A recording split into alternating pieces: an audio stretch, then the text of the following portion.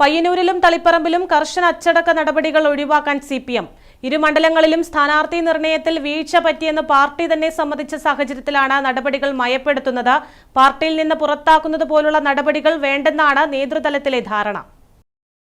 തളിപ്പറമ്പിലെ ജനങ്ങൾക്ക് സന്തോഷത്തിന് കുറവുള്ളതുകൊണ്ടല്ല, ബുദ്ധിയും ആത്മാഭിമാനവും കൂടുതൽ ഉള്ളതുകൊണ്ടാണ് തോൽപ്പിച്ചത്. പറ്റുമെങ്കിൽ സെക്രട്ടറി പദം രാജിവെക്കുക. ഇത് CPM സംസ്ഥാന സെക്രട്ടറി MV ഗോവിന്ദന്റെ ഫേസ്ബുക്ക് പോസ്റ്റിൽ കമന്റായി ഇട്ടത് CPMന്റെ ലോക്കൽ കമ്മിറ്റി അംഗമാണ്.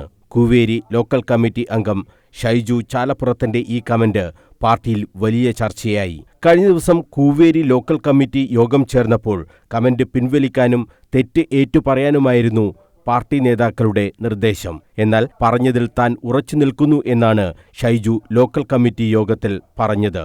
അങ്ങനെയെങ്കിൽ ലോക്കൽ കമ്മിറ്റിയിൽ നിന്നും നീക്കുന്നു, പുറത്തു പോകണമെന്ന് ഷൈജുവിനോട് യോഗത്തിൽ നേതാക്കൾ പറയുകയും ചെയ്തു. ഒരു ലോക്കൽ കമ്മിറ്റി അംഗം ഇത്രയും ഗുരുതരമായ അച്ചടക്ക ലംഘനം നടത്തിയാൽ സ്വാഭാവിക നടപടി പാർട്ടിയിൽ നിന്നുള്ള സസ്പെൻഷനോ പുറത്താക്കലോ ആണ്. പക്ഷേ ഷൈജുവിന്റെ കാര്യത്തിൽ അത്തരം കടുത്ത നടപടി ഉണ്ടായില്ല. MV ഗോവിന്ദനെതിരെ ഫേസ്ബുക്കിൽ പോസ്റ്റിട്ട കീഴാറ്റൂർ ബ്രാഞ്ച് സെക്രട്ടറി KP പ്രകാശിനെയും തലസ്ഥാനത്ത് നിന്ന് നീക്കി. MV ഗോവിന്ദന് കമ്മ്യൂണിസ്റ്റ് വിരുദ്ധതയും അധികാരഭ്രാന്തമാണെന്ന കടുത്ത വിമർശനമാണ് ഫേസ്ബുക്കിൽ ബ്രാഞ്ച് സെക്രട്ടറി ഉയർത്തിയത്. എന്നിട്ടും നടപടി സ്ഥാനത്ത് നിന്ന് നീക്കൽ മാത്രമായി. CPMന്റെ പരമ്പരാഗത രീതിയനുസരിച്ച് ഈ രണ്ടുപേരെയും പാർട്ടിയിൽ നിന്ന് പുറത്താക്കേണ്ടതാണ്. പക്ഷേ നടപടി എടുക്കാൻ തുടങ്ങിയാൽ ഈ രണ്ടിൽ ഒതുങ്ങില്ല. സോഷ്യൽ മീഡിയ നിറയെ ഇത്തരം പല കമന്റുകളും പോസ്റ്റുകളും പാർട്ടി അംഗങ്ങൾ തന്നെ നിരത്തിയിരുന്നു. കൂവേരി ലോക്കൽ കമ്മിറ്റി യോഗത്തിൽ ഷൈജുവിനെതിരായ നടപടിയെ അംഗങ്ങൾ എതിർക്കുകയും ചെയ്തു.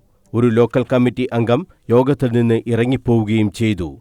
ഇത്തരം വെല്ലുവിളികൾ സമീപകാല ചരിത്രത്തിലൊന്നും പാർട്ടിക്ക് നേരിടേണ്ടി വന്നിട്ടില്ല. TK ഗോവിന്ദനും V കുഞ്ഞികൃഷ്ണനും വേണ്ടി വോട്ടുമറച്ച ഏരിയ ലോക്കൽ നേതാക്കളുടെ വിവരങ്ങളടക്കം പാർട്ടിയുടെ പക്കലുണ്ട്.